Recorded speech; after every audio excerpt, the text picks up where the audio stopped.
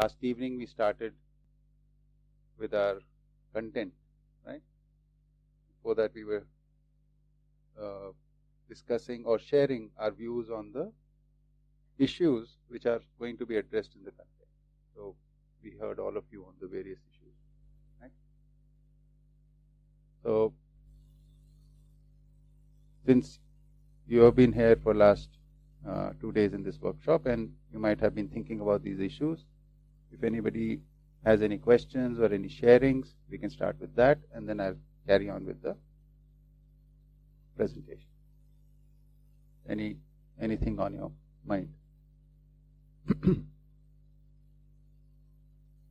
Okay.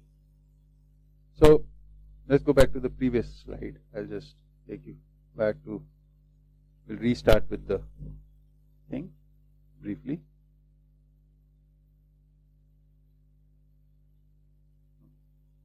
So we started with that every person,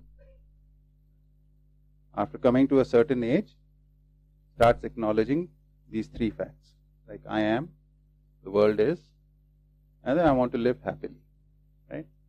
And this slowly leads to three questions. I know I am, but it's not clear what I am. So this needs to be clear in my mind. Similarly, I know there is a world, but what is this world? This is not clear.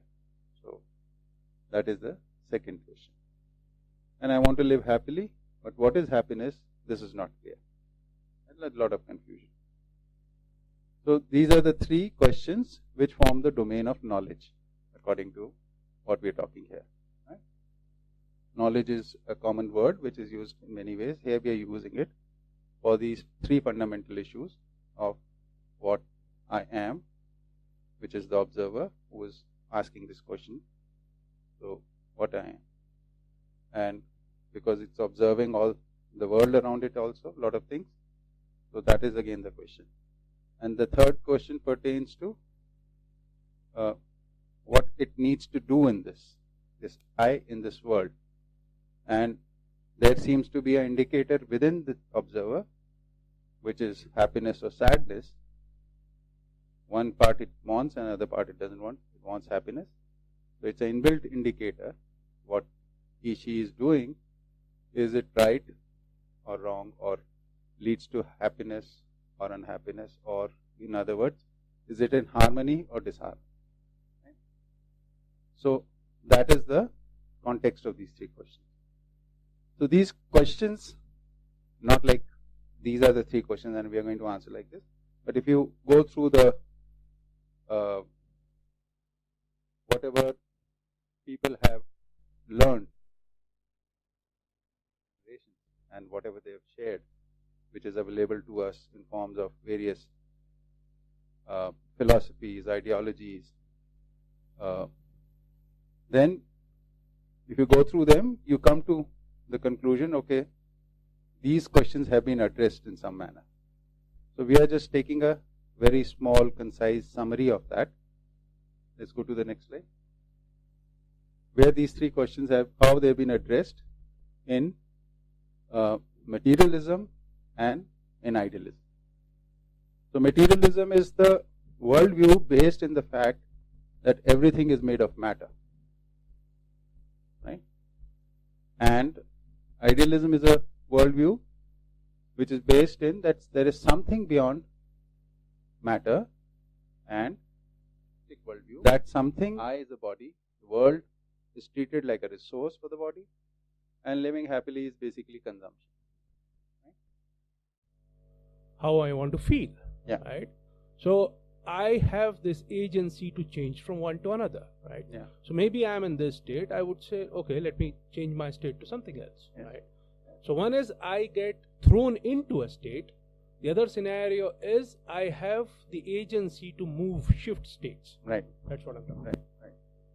So that's an important point. So for us as individuals, we should look at this. How do we use this agency?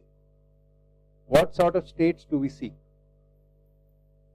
We might end up in sadness by some consequence around us, some situation around us. But when we are in a state of well-being, then do we use our agency to get into a state of which is agitating, disturbing, painful?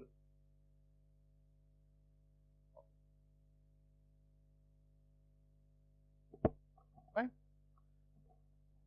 Everybody needs to examine this for themselves. Right?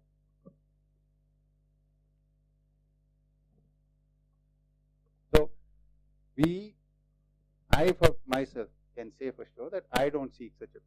When I'm in a state of well-being, I want its continuity or its improvement. That is what we see. And that's how, basically human beings are, they see themselves and then they see the world on basis of that. So, because I see this in myself, therefore I assume or I perceive that you all are also like that. You all do the same exercise. Right? You see something in yourself and you assume or you say that everybody is like this. They must be having this. Right? So, but we have to see what is happening within us. So, one proposal here is that during the discussion and duration of this workshop, we will keep ourselves at the center of it. And when we say this is what happens to human beings, we are human beings, we'll examine ourselves. For the time being, we'll leave out others. Because about others, we only have some guesswork. I can't even say, like, my daughter, what is she thinking right now? Or what she believes in. I have some ideas. I have some guesses that what she believes in. But I don't know exactly what. But about myself also, I can't say I exactly know, but I know much more about myself than I know about anybody else. So, for the discussions, for the duration of the workshops, we'll take responsibility for one person, which is ourselves, right? And then examine things.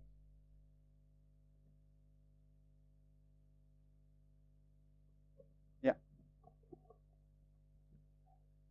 I'm not sure whether this idea of continuous happiness comes out of eternal bliss of idealism, which is the basic concept of nirvana.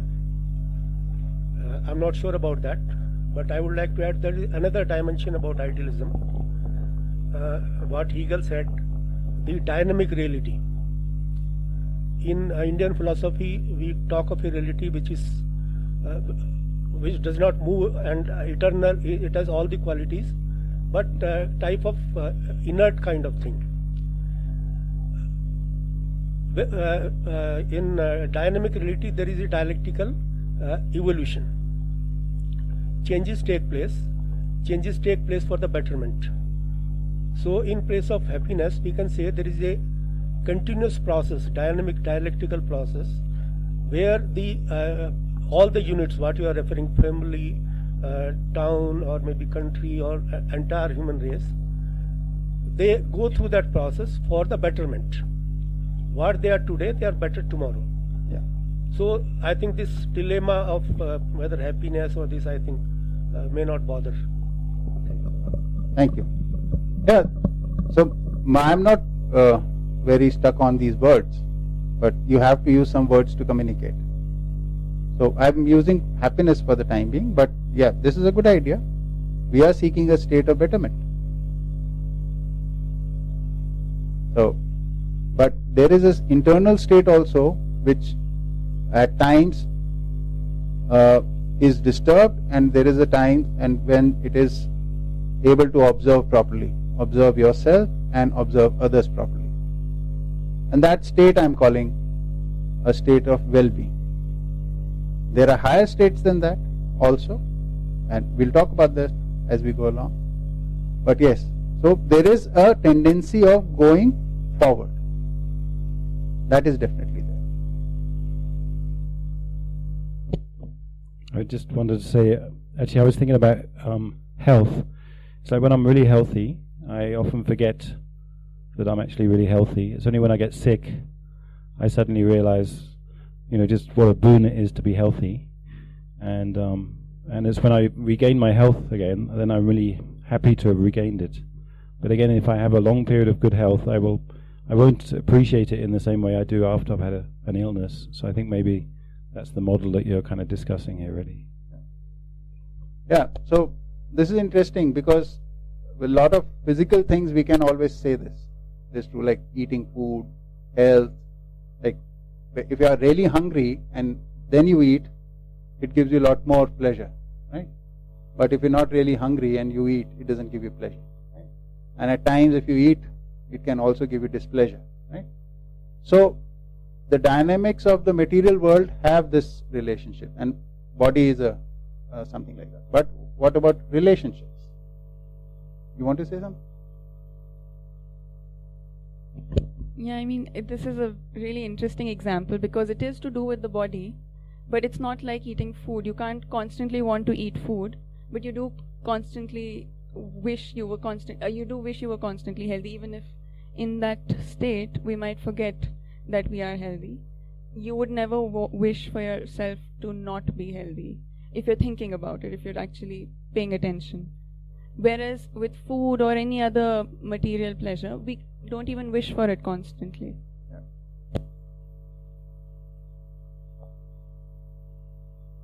So we'll be making this distinction in one of the topics that we talk about here, which is the our material needs and the other needs, that mental needs or psychological needs.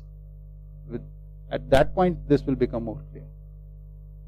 But with physical things, this is there. They are needed when, you can only take them in when, or you can only interact with them when there is a need for it.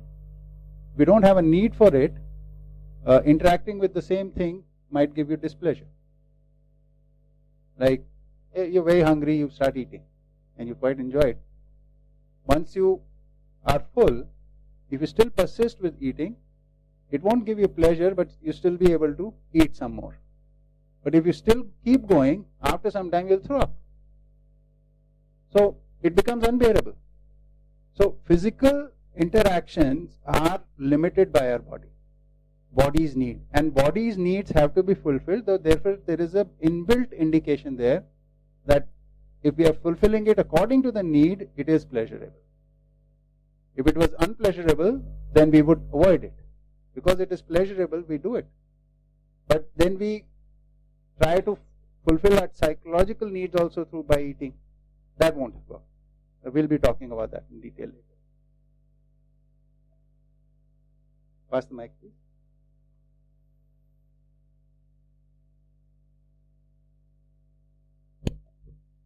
Actually, when I look at myself, I definitely see that I want to be happy all the time. And it's not even that being happy in snatches is enough. You actually want to be happy I want to be happy all the time. Sometimes if I'm bored or if I'm angry or if I've got something else happening, then yes, I might see it as an alarm to show me that actually I have not understood something, which is why I'm feeling those things.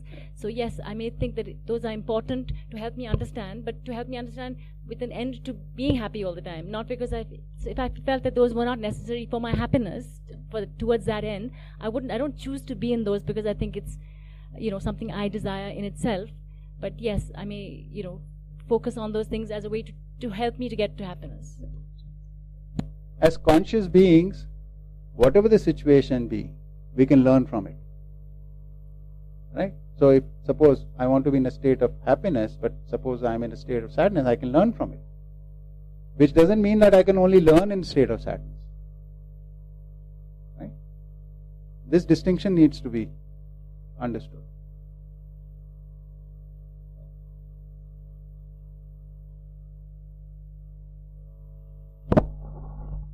Russell had very famously said that happiness cannot be pursued, it ensues. And it ensues when your desires are fulfilled. You also made another statement that that every man acts according to his desires is a tautology. That's a self-evident truth. You won't act unless you desire to act that way. But every person's desires are not egoistic or egotistic. Some people's desires are more self-centered. Other people's desires are more centered on others. Right. And as in a society, it is always better to have desires which are centered on others, because only those desires can be fulfilled to a much larger degree, which would lead to a greater state of happiness for most people in that society. That makes a lot of sense.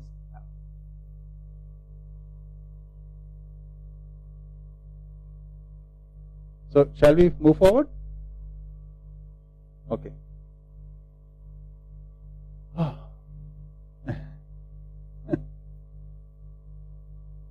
First of all, in nature, where does human beings belong?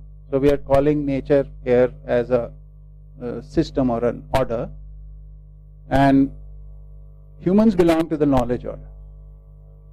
There is mineral order, there is plant or biological order, and then there is animal order, and humans belong to the knowledge order. We're not calling it human order, we're calling it knowledge order, because the basic characteristics of humans is they become orderly through knowledge. Without knowledge, they are not able to become orderly. So that's why humans belong to the knowledge order. That's why we're using this name. Okay. And also, important point here is we are not grouping humans along with the animals. There is a lot common with animals, but there is something very distinct about humans which separates them, and therefore they belong to a different order.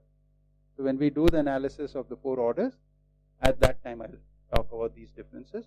But right now, humans are a unit of knowledge order. A knowledge order is the name being given. We, like for example, to be in harmony with nature, we need to understand nature. We need to understand the systems, the processes taking place in nature. We need to understand that nature is cyclic, and we are part of that cycle. So if we abide those cycles, then we can be in harmony with it. So without this understanding, we can interact with nature, but will not be orderly. Right? This is what is happening right now. Okay, so humans are a unit of knowledge order. Next. So this I talked when we were on the previous slide. So humans are a composite of Jivan and body. Okay. Jivan is the conscious sentient aspect, while body is the physical chemical insentient aspect. What does that mean? Sentient or conscious is basically, here we signified the difference by saying that anything which is sentient would have a sense of I or self. Right? And because it has a sense of self, therefore it has a sense of the other. So it has both these things. So there is this aspect in human beings, which is the conscious ability, where the sense of I is there, and therefore everything else is there. So one I is distinct from everything else. That is there. And there is also physical chemical entity, which is our body, right, which is insentient. Like for example, when you are eating food, it is your conscious aspect, that's what you are going to put into your mouth. Right? You can put anything in your mouth. That is a decision in your conscious. But once you swallow it, now the physical chemical processes take place. There is no conscious decisions anymore. So whatever physical chemical object has gone in, whatever its chemical structure, the body will treat it like that. And the impact on the body will be according. Right? But what you're putting in, you have control over there. But once it's been swallowed, you don't have any control, any conscious control. You know, it'll just come out. Yeah. But So there that is conscious and human body wala part is so interwoven. yeah, it is, but there is a limit to that too, no? Like somebody is eaten poison and they get to know the poison, they can't really take it out of the body. Right? So there is a certain limit in which you can take out. Like a lot of people in yoga do kunjal every morning. So that is a conscious thing to clean out your body. Right? But what is happening in the body, whatever input you have given to it, whatever state you are maintaining in it, the body reacts to it like a physical chemical thing or a biological thing. It won't treat, like if I eat junk food and I'm convinced that this will provide nutrition for my body, this belief will not affect the functioning of the body. It will treat whatever is gone in according to its physical chemical state. Nutrients will come out of the composition of that item that I've eaten. If there are no nutrients, it can't be manufactured there. Okay? Thanks. So this is a very important point. Animals are also conscious, right? They also have a sense of self, right? So there is Jivan there too. So in humans, Jivan is primary and body is the tool it utilizes for body. It utilizes the body for learning, right? And expressing.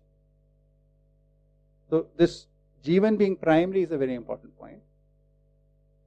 I always give this very simple example. Like suppose, like right now when we came from the plains, the wheat was being harvested in some area, right? So just imagine a field where wheat has been harvested and there's a huge pile of wheat lying there. And there's nobody around. And from somewhere a cow comes along. So what will it do? It will start eating it. Right? There's nobody around. It's hungry, it will eat. How much will it eat? Till its stomach is full, right? And then what will it do?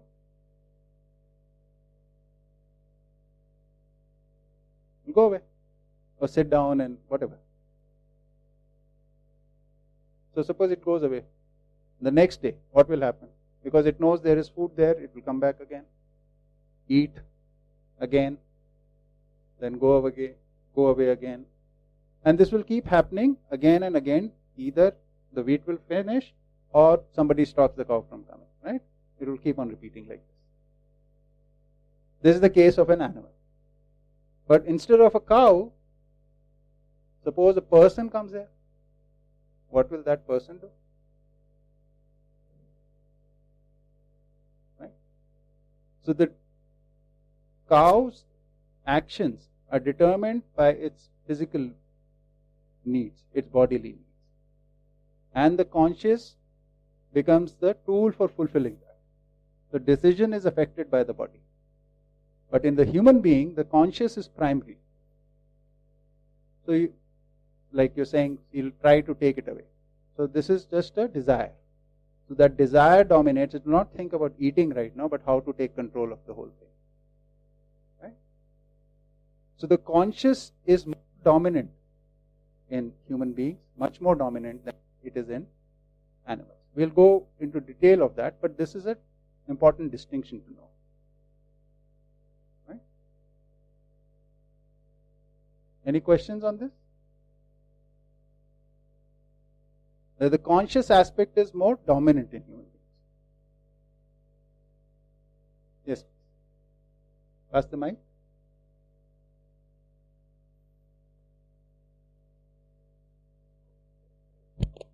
So what we are saying that the decisions we are taking are not so much of our physical needs, but it is the conscious that takes the decisions. Is that what we're saying? Our desires are determining most of our decisions.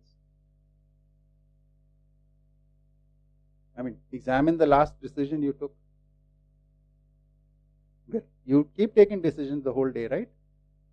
From eating to doing things, talking to people. So various decisions you're taking. So where are they governed from?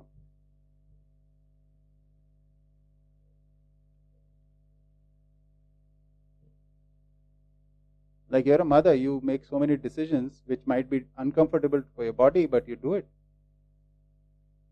Right? Because there is a certain desire in you to achieve that? Maybe I'll understand it. Okay.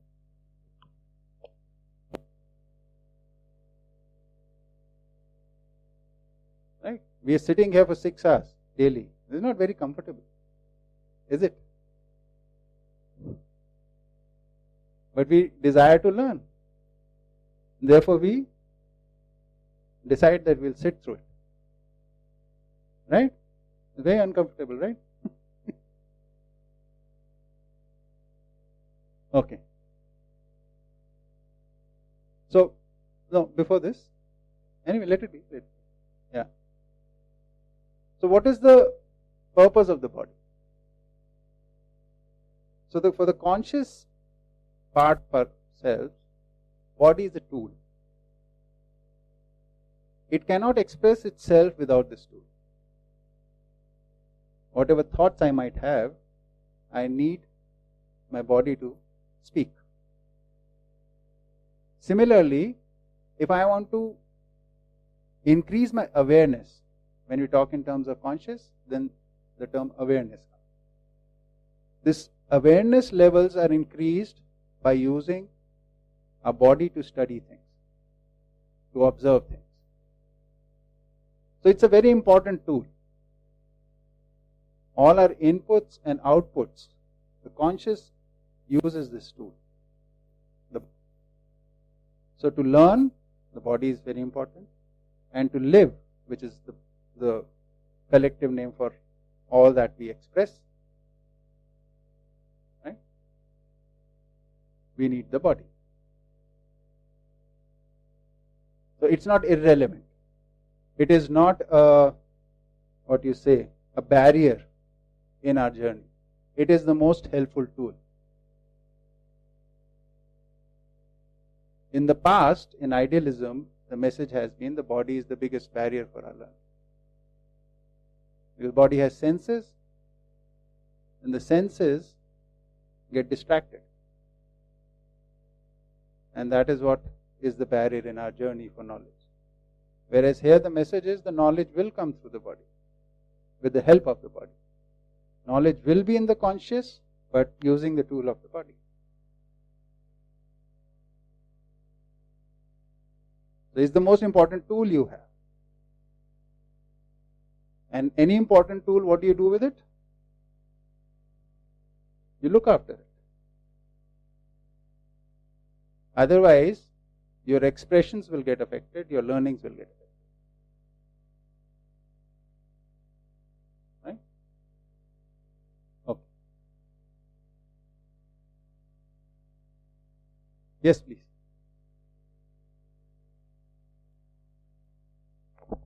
Sir, as you propose that Jivan is primary and it's conscious in nature, then what about those theorists like Freud, who said that it's the 80%, 90% of unconscious that, triggers or defines our behaviors.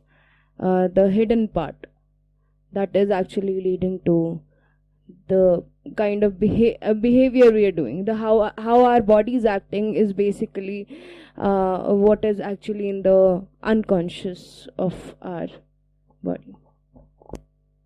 See, Freud was a very big scholar, and he did a lot of study, and he proposed some things. Then people after them followed up his studies, and he must have said something very important. I've not studied that, so I will not comment on what he was saying and how he was saying. I can talk about this for the time being, right? How I see that approach is in school of materialistic view. The modern psychology is rooted in that, right? So that much I'll say. So it has certain limitation in my view, but you should explore it on you. If you think Freud is a good, Freud's theories are good to read, then you must read them and evaluate them on your own, right? So I am addressing something else here. Okay?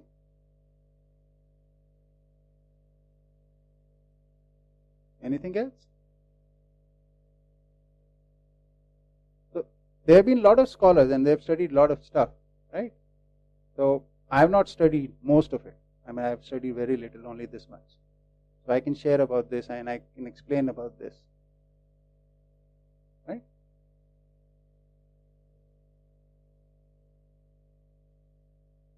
Okay. And definitely there will be later on studies if this does take some ground and it just becomes important in society, then the comparative studies will need to be done. Right?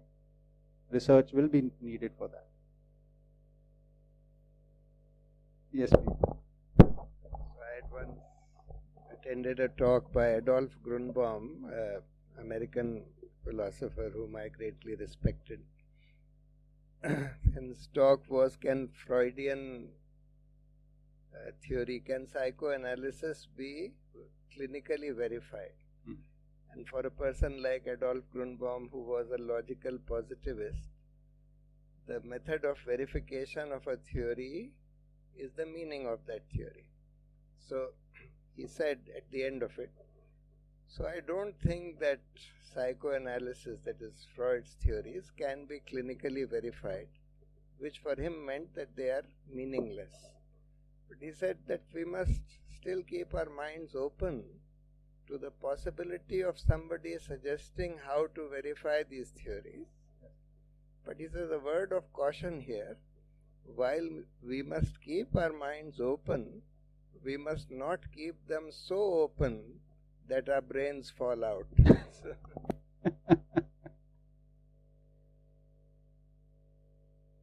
Okay. Yeah.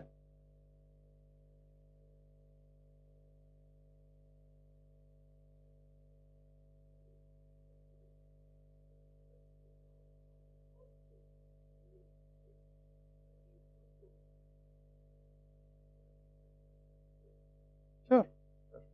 So, see that right now what I am talking about, Jivan as a conscious unit, right, is just a hypothesis, right? So in this hypothesis, there is a conscious entity and there is a body.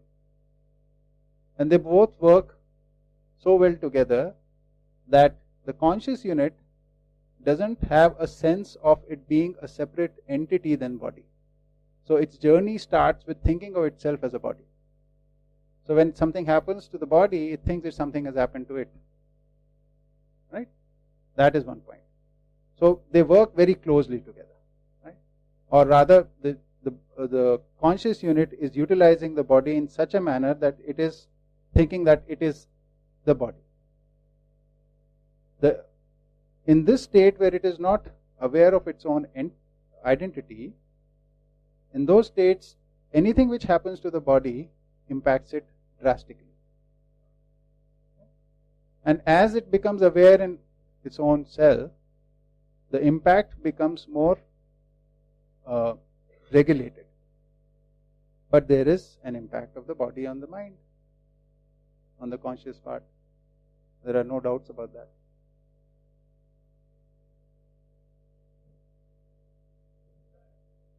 Yeah.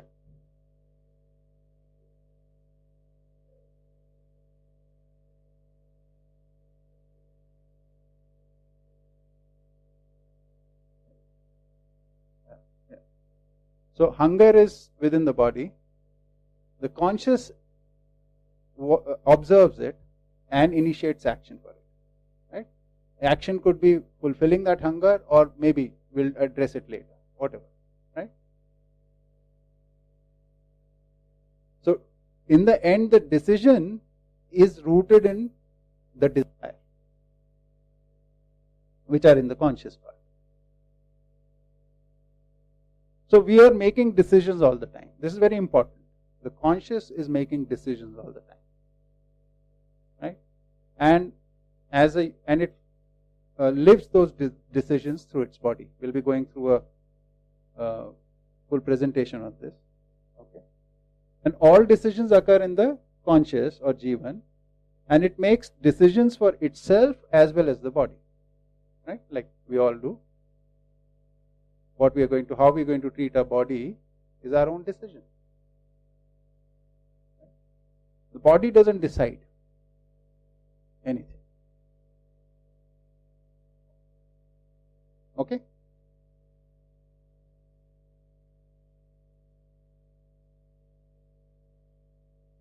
So this need for satisfaction is within us, right?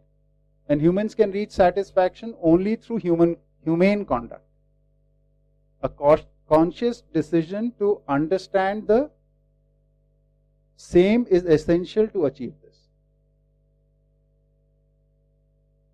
So what is understand the same? It's basically to understand the humane conduct. What is humane conduct? So what is being said here is about, in the study of human beings after all these points, is that the way to live is through by living, because all what we are going to live is going to be based on our own decisions. So even to live as a humane conduct is again a decision which we have to take. And to take this decision, we need knowledge. Right? In absence of knowledge, we are not able to do this. So whether we want to learn about this or not, that is again a decision. Once you've learned, do we want to live according to it or not? That is again a decision. So our decision-making power, which is within the conscious, determines the direction we take.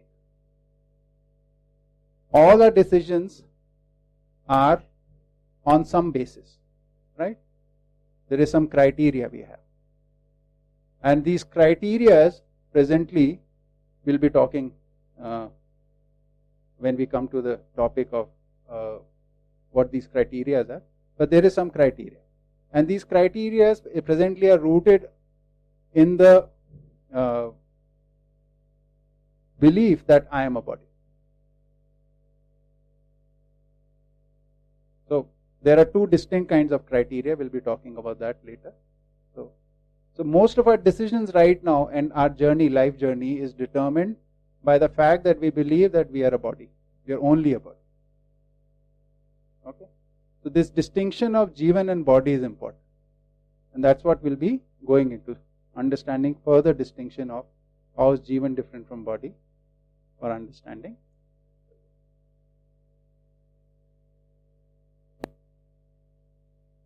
So, go ahead.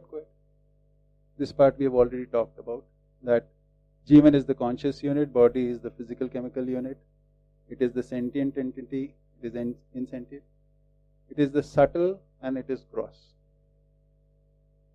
Okay, these are the two aspects of the conscious aspects are these, or this is the Jivan and that is the body. Okay. Next.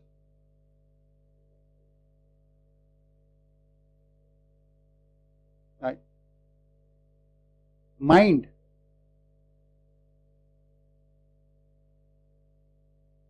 Here, what we call mind is where our decisions take place. So it's in the Jivan. Yeah. Where our desires are, where our thoughts are, where our decisions are, that is what we are calling the conscious. You can observe it in yourself. This is not something mystical or anything. When you look at yourself, when you observe yourself, you are thinking. Thinking you can identify by all that you're speaking without actually speaking. All that language which is going on in your head, these are your thoughts. That is in Jivan. Desires, what you are working for, what you're aiming for, what is affecting your decision. This is all in your Jivan. Right? So, similarly, many other things. Understanding, emotions, this is all in Jivan, in the conscious aspect.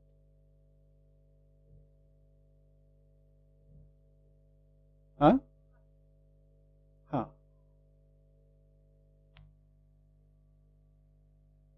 See, the basic distinction of this word, subtle and gross, can be perceived through senses is gross.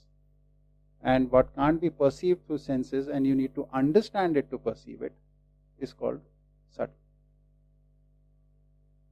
In Hindi, the words will be sukshma and sthul.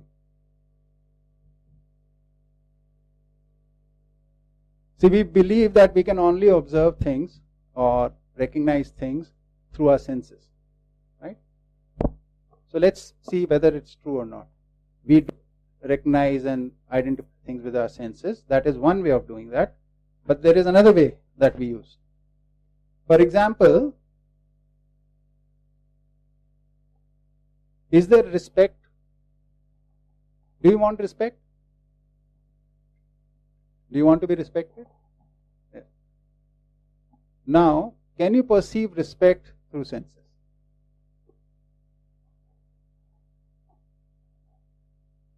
Is respect real thing or unreal thing?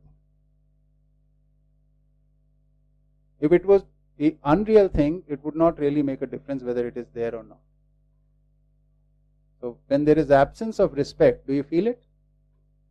Can you perceive it? And whereas when there is presence of respect, can you perceive that? So some perception takes place through senses and some perception takes place through awareness. So most of our emotions and feelings towards each other, we perceive them through awareness, not through senses. So reality is of two kinds. One which can be perceived through senses and another which can only be perceived through awareness. But we are being trained to think that reality is only material. So therefore, this seems unreal. But not a single human being wants to live without respect. When they are forced to live without respect, they react to it. They protest. Yes. Yeah, my question was, if mind is Jivan, then would behavior be body? Behavior is conduct. Is conduct, yeah. Where both mind and body are working together. Okay. But it could be either just what is seen outside, because what goes on in my mind, I don't know, nobody else knows, it's only me. And behavior is something that is seen.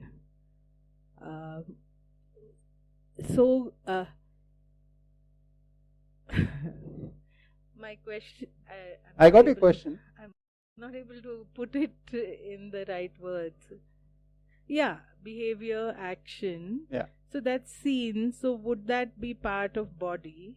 But when I am more conscious and more aware of my behavior, and when I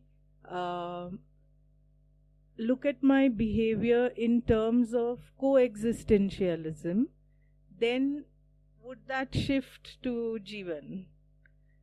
You know? Yeah. So maybe my behavior, if I'm living the materialistic lifestyle, would be way different from the behavior that I show that is there when I am living through keeping coexistentialism in mind, and right. And then that would shift from a bodily, part of being my body to part of being my Jivan. Yeah. I don't know whether I'm making sense. No, you're making perfect sense. Your question is very valid. So, in human conduct, behavior is an important part. All human conduct has the basis of the conscious and which is enacted through the physical action, right? So, you can show respect by folding hands, shaking hands, hugging somebody, right? Or just doing a salam from a distance, right? These are all physical actions. But this is not respect. Respect is something which you communicate through the combination of everything, and there is a feeling behind it. If there is a genuine feeling behind it, it gets communicated. That this person is being respectful to me. Or this person is just doing it mechanically. We know. People touch feet like this, right? So it's very mechanical. And these mechanical things don't communicate, don't convey this in behavior, right? So a behavior is well-rounded when there is a well-formed feeling behind it. right? Which will only come through awareness about that feeling. So when I'm aware that everybody wants respect, then I come into the state of respecting you and then behave with you. It is different from when I'm unaware of this in myself, right? So my conscious will communicate it through the actions, but I have to be in that stable state of respect towards you when I'm acting, then you will be able to perceive that. And we do in our day-to-day life. We know when people are doing something mechanically, and we also know they're doing it with a feeling. Okay? Hearts can also take the decision. Is it true or hearts can take the decisions? So decision can make from hearts. So is it true or? See, it's language which we use, which basically means we are taking emotional decisions, right? And when we are taking logical decisions, we say mind has taken it. These bodily organs are. A heart is supposed to be the seat of emotions, and brain is supposed to be the seat of logic. So we use the language like that. Yes, please. Yeah, intuition is in my mind or in conscious or in the jivan. Yeah, so there are many faculties in our mind which are beyond logic. Like our desires are sometimes logical, sometimes not logical. Logic doesn't govern all aspects of our mind, does it?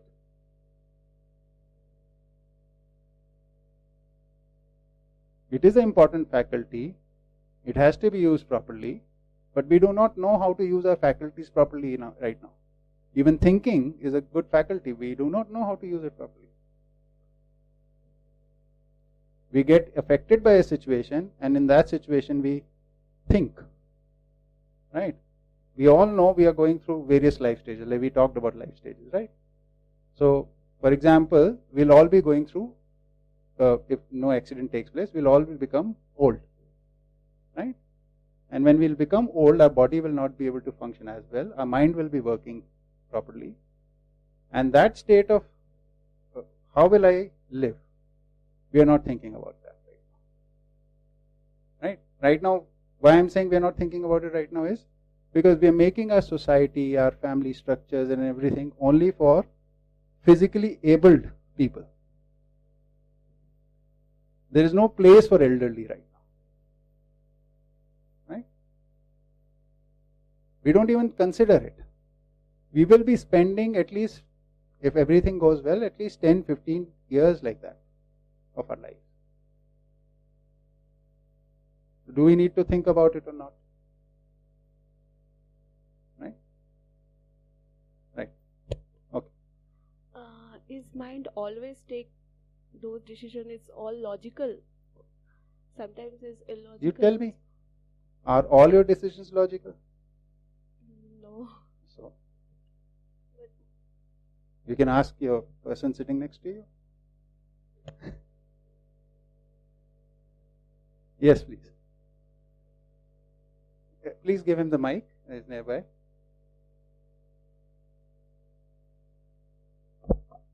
So is that the aim of Jivan to make logical decisions all the time, to understand? So logic in itself is a very good tool, but it's not a complete tool. It becomes complete with purpose. Purposeful logic is what we need to live with. Purposeless logic can be very problematic. There is a lot of logic in creating nuclear weapons and using them, but there is no purpose in it.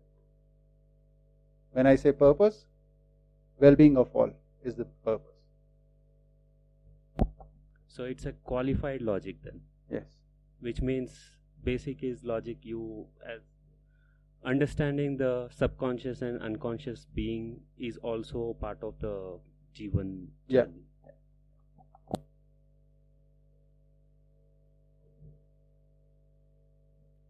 So sentiment is, how do you use the word sentiment here? emotional, but sometimes maybe not completely reasonable. Sometimes our decisions, or rather, the purpose is not clearly logical, but it's more for a certain feeling that you're wanting to satisfy. So, satisfying your feelings is a logical thing to do, no? So, sentiments can also be reasonable in a normal state. See, it depends on our mental state. When it is functioning normally, then all these faculties are used in a well-connected way. When they are not functioning normally, they are in agitated state, these very faculties create all the issues. So sentiments can be used purposefully, sentiments can be used, can be a cause of problem also. So how to use these faculties properly, that is the main thing, right? We'll be going into that later.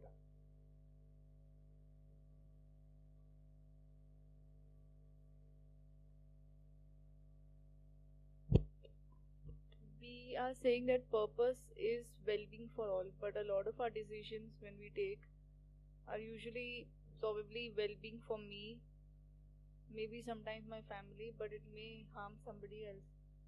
So would that be considered as purposeless logic, or? Yeah.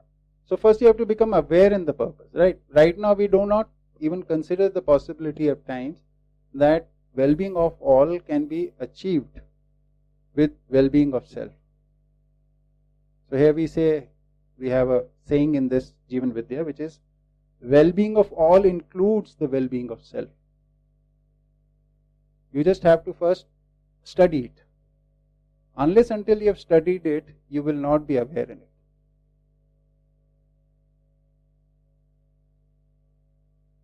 It won't come to you unknowingly. Humans are the only entity on this planet which need to study things, where learning takes place. Learning helps us in raising our awareness about things. Learning is always systematic approach. Whether it is in school, outside school, those are different debates. We are not talking about it. But every human being learns. And learning is a systematic process. And when learning happens, then awareness comes. So what you've learned, you will become aware of that. So there are certain areas which we are addressing right now properly. So we are not studying them properly. Therefore, there is a lack of awareness in those areas. Yeah.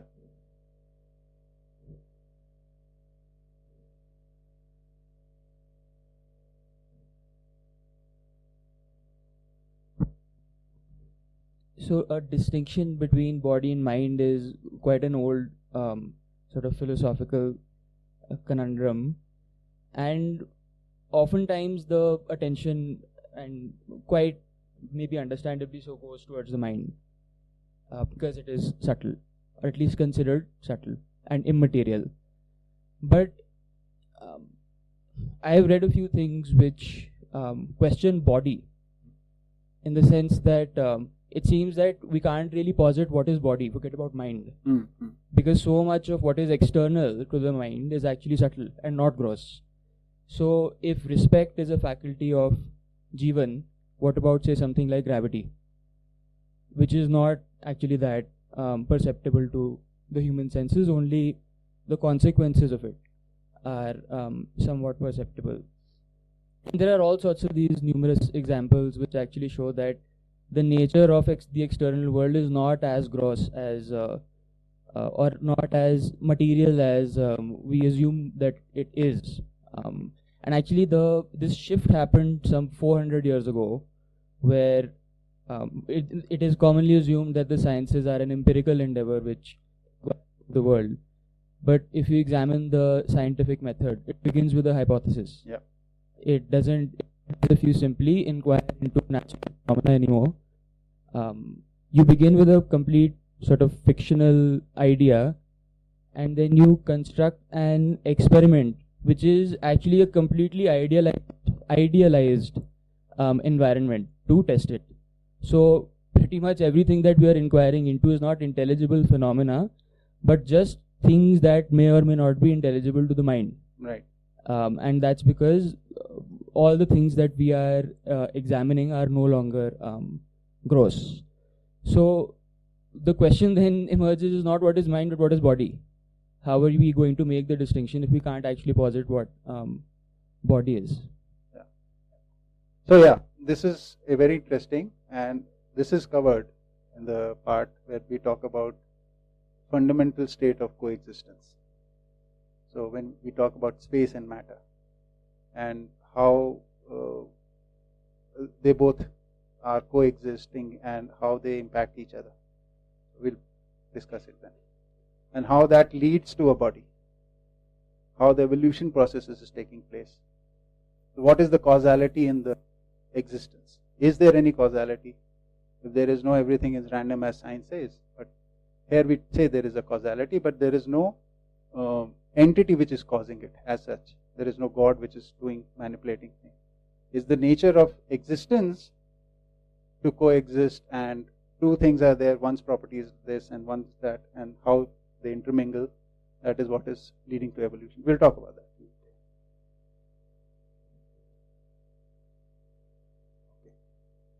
Okay, next.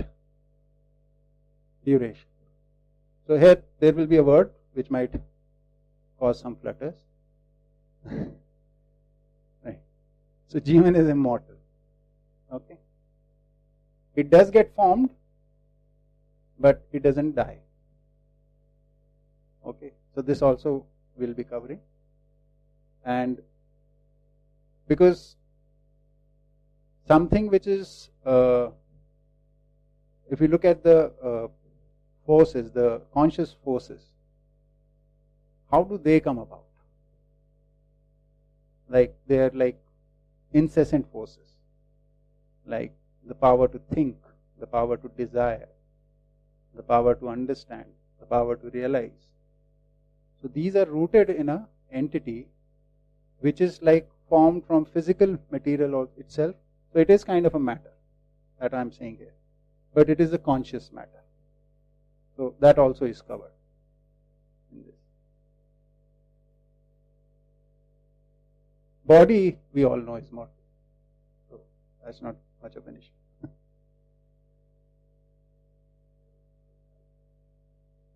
Yeah, hydrogen is there as an atom. If you look at all these 118 types of atoms, their durations are known to humans.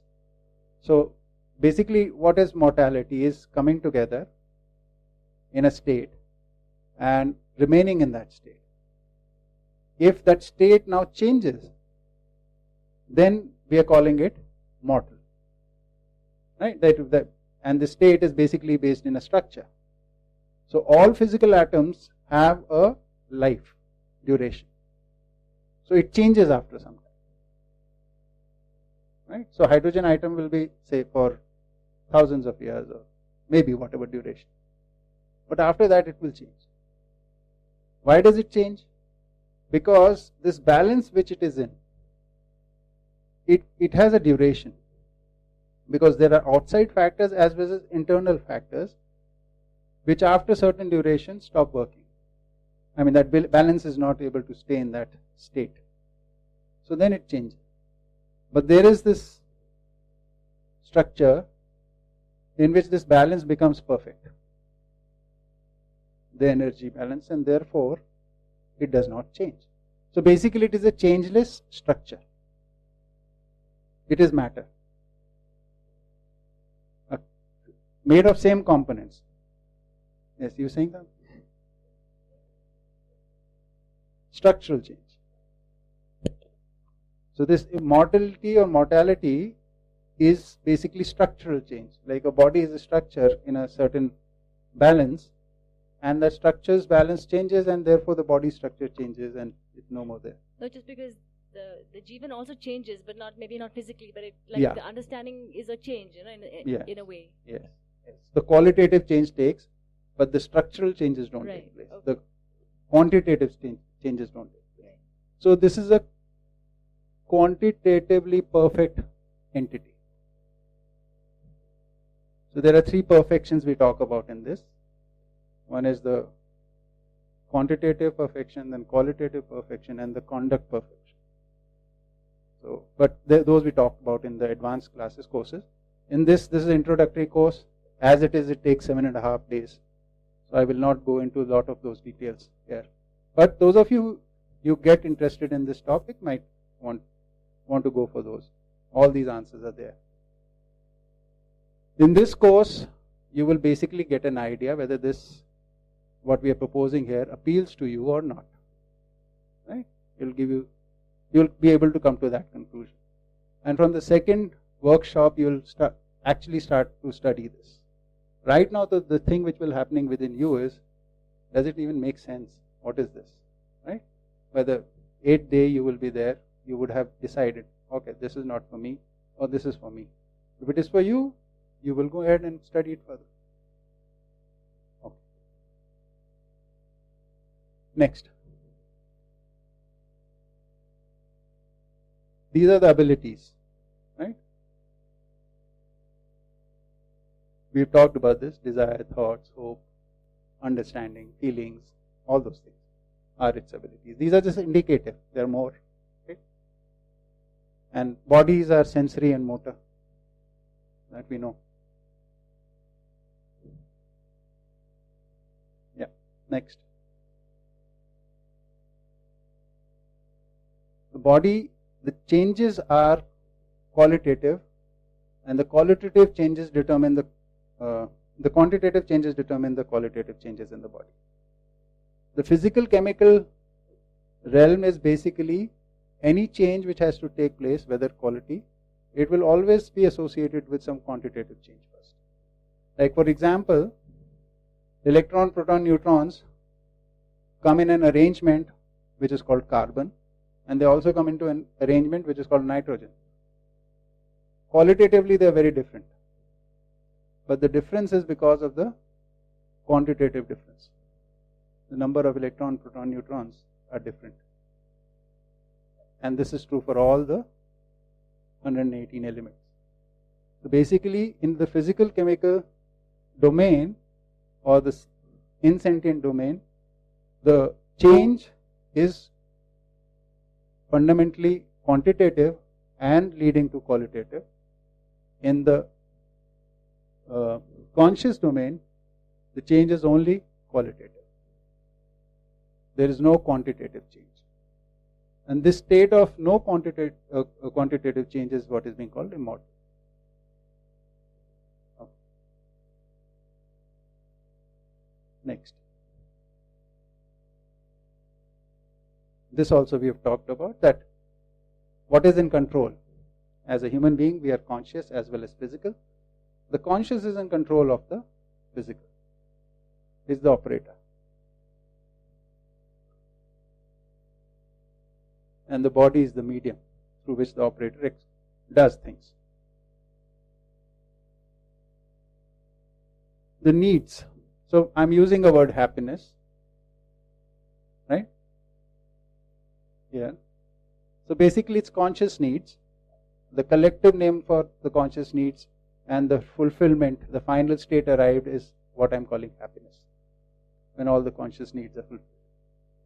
So we want a state of well-being, which is we're calling internal state of well-being, is called happiness. And for body, we can call them facilities, comforts, utilities, any other name like that. Right? So food is a facility, clothing is a facility, transport is a facility. This is needed for the body. But the need is identified by whom? By the conscious. Okay. So this is the distinction.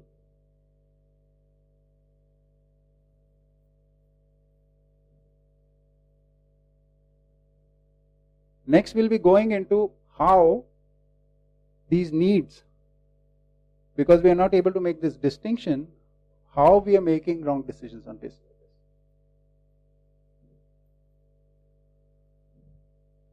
Like for example, very common example, when we are hungry, we eat. But when we are sad, at times we again try to get rid of sadness by eating. Because we don't know the distinction. Or by wearing clothes.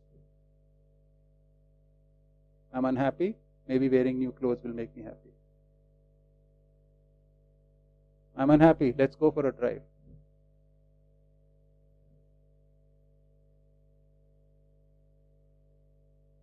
Anything we do externally in the physical domain can only provide some comfort to the body. Internally, we have assumed comfort is equal to happiness. So through comforts, we try to be happy. I've already started talking about it, so get to the next slide. Yeah, next. So need of self, like need of human beings, is in two parts. Happiness and facilities or comfort, right? So when do we need this? Happiness, here we are proposing, it is needed always. Facilities, when do we need them? When do we need food? When we are hungry. Right? And we know that we'll be hungry again tomorrow. So we'll need food. So it's a cyclic process, but we need it from time to time. Yes, please. So if I'm sad and I go for a drive, how is this not right? I mean, maybe right is not the right thing, but I mean logically also it's okay. I mean, I'm going for a drive. It is not harming anybody. पर अगर हम purpose के हिसाब से बात करें तो wellbeing भी हो ही रहा है, तो गलत क्या है इसमें? कुछ गलत नहीं है, बढ़िया है. You should keep doing it. I'm not recommending anything. I would do. I'm feeling sad. What is causing it? Sometimes we don't know it. Sometimes it's just a state of mind. We don't know why we are sad. Okay. Or probably So, we are not able to connect it. Good. So if by going on a drive, it can help you calm down and then again think about, then it's useful. You must do it. But you'll have to trace the cause, no?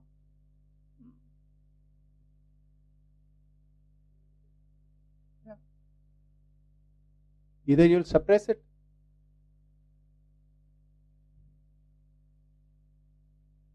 Yeah, maybe, but sometimes what happens is when we are sad and we go for a drive and then we come back, we don't want to go back into that state of tracing it. And then maybe someday later or some days later, it's a eureka moment that, okay, fine, that probably would have made me sad. But at this point in time, when I've come back to satisfaction maybe or happiness, why do I want to go back to that state and think about it? Because suppose you and I were living together and I was causing you some problem, right? And you went on a drive and you became calm and you don't trace it back. I'm still here. And this issue is still here. Our problem is that since we have tried this several times to trace it and resolve it, but we've not been able to resolve, so we've given up on it. Because we've given up, therefore these are escape routes.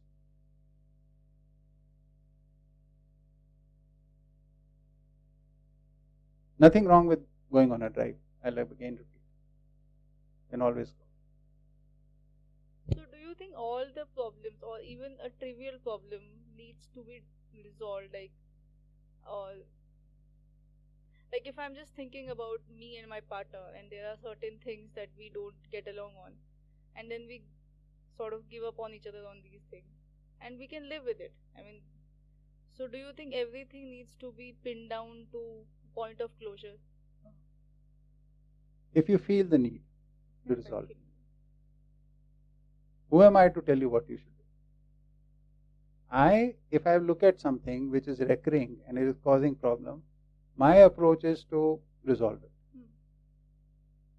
Because I want to be with the person. Because if I don't resolve it, then there will be a point where there will be a breakdown.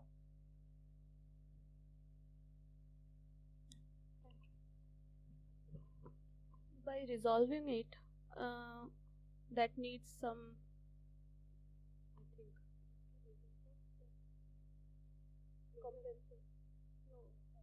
compromise. So is that okay? So it compromises are like what we use the word in Hindi, jugaad. They're temporary fixes. Adjustments is an important thing. It's like, see, basically relationships are like a dance, right? We need to know our partner's steps, how they're going to dance, and adjust accordingly. Otherwise, we'll be stepping on each other's feet.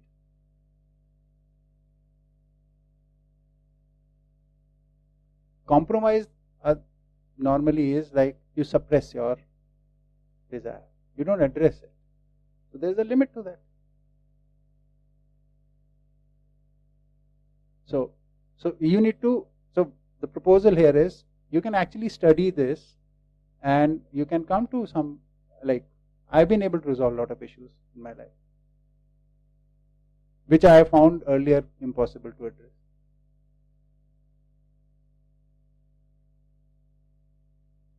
But you need to study it. So the proposal here is the human-human interaction, the human mind, how we think, how we feel, this can be studied. There are some bases I'll explain here, but if you want to further study it, there's possibility for that. And my basis of sharing is that it has helped me. Right? So if it appeals to you, you also can consider it.